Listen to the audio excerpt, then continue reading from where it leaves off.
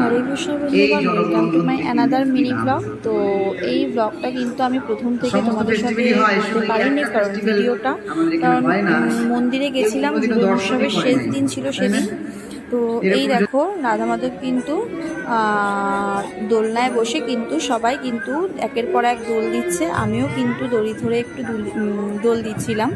তো দেখো এই সময় ভগবানের মন এতই ভালো থাকে, তো এই সময় কিন্তু তোমরা যে যা কিছুই ভগবানের কাছে চাও না কেন তোমাদের কিন্তু মনস্কামনা পূর্ণ হবে। তো তোমরা যদি কেউ সামনের এই বছরটাও চলেই গেল, তো এক বছর পর আবার যখন ঝুলন যাত্রা আসবে, তোমরা কিন্তু যে যেখানেই থাকো কিন্তু ঝুলন উৎসবে কিন্তু অ্যাটেন্ড করতেই পারো। তো এখানে দেখো মাতাজি হাওয়া দিচ্ছে, আর এক মাতাজি হাওয়া দেবে বলে ভগবানকে কিন্তু দাঁড়িয়ে আছে। আর এই প্রভু কিন্তু ভগবানের বিভিন্ন ফটো ক্যাপচার করছিল বসে, কারণ এই প্রভুই কিন্তু ভগবানের সেবা করছিল। তো যাই হোক, প্রথম থেকে তো আমি অ্যাটেন্ড করতে পারিনি আর পুরো ভিডিও তোমাদের সাথে দিতে পারিনি। তো এসে দেখছিলাম এখানে বিভিন্ন কীর্তন হচ্ছে, আর সবাই কিন্তু একের পর এক ভক্তগণ কিন্তু ভগবানকে দোলনায় কিন্তু দুলিয়ে যাচ্ছিল।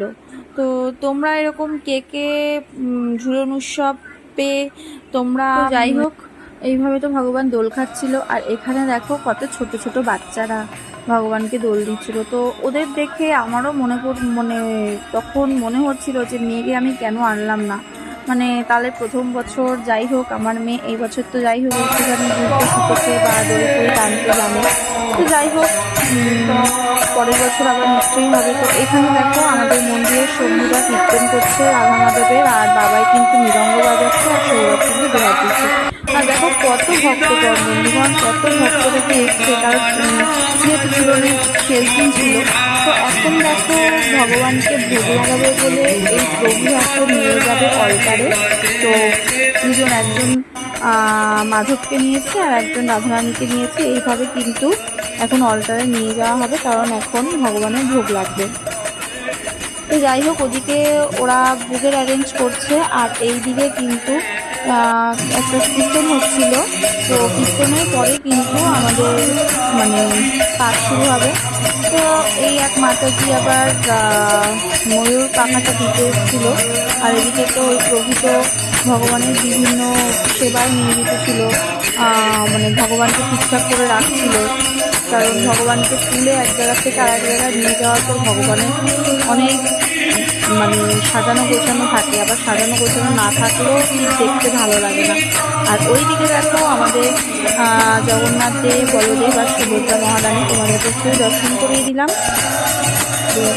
আর এইদিকে দেখো এই প্রভু আবার ভগবানের প্রসাদী মালাটা এখন এই যে আমাদের যে প্রভু পাঠ করতে বসবেন সেই প্রভু এখন কীর্তন করছে, আর এরপরে কিন্তু আমাদের পাঠ শুরু হবে।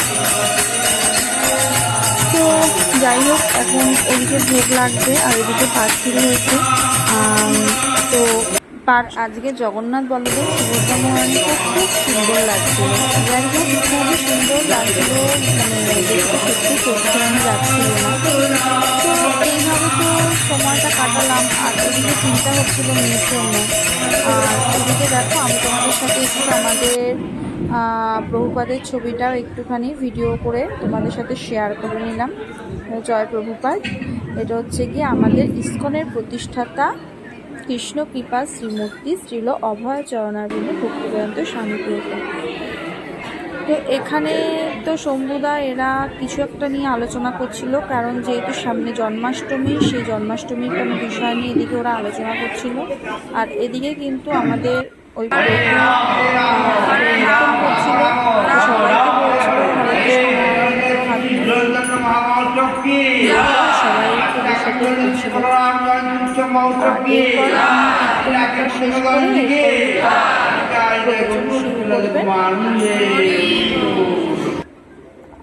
এই যে এখানে উনি একটু কীর্তন করে নিচ্ছে, কারণ আমাদের পাঠ করার আগে আমাদের জয় রাধা মাধব কীর্তনটা করতে হয়।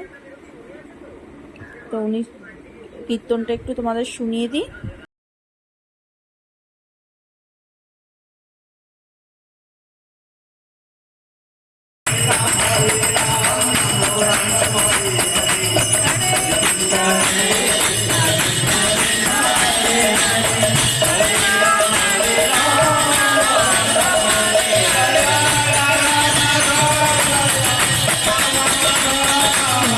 তারপরে যাই হোক কীর্তন শেষ হওয়ার পর এদিকে ভোগ লেগে গেছে, আর ওইদিকে কিন্তু ওই প্রভু ক্লাস দিচ্ছিল, মানে গীতা পাঠ করছিল। আর আমরা কিন্তু প্রসাদের জন্য অপেক্ষা করছিলাম, কারণ অনেক রাত হয়ে গেছিলো।